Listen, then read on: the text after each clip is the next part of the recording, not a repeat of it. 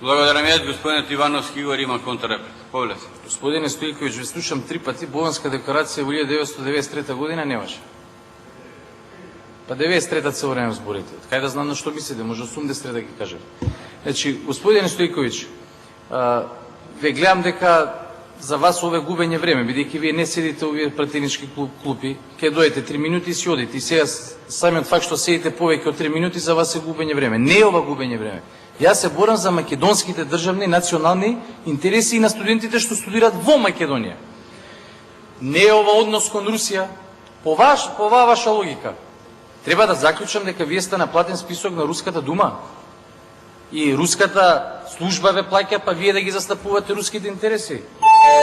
Таман работа. Ама знам дека не сте толку битен, да не сте не треба да бидете на нечиј платен список. Од тие причини, господине Стојковиќ, и вие сте платени од македонските граѓани и треба да се борите за македонските студенти. Јас тоа го правам. Благодарам.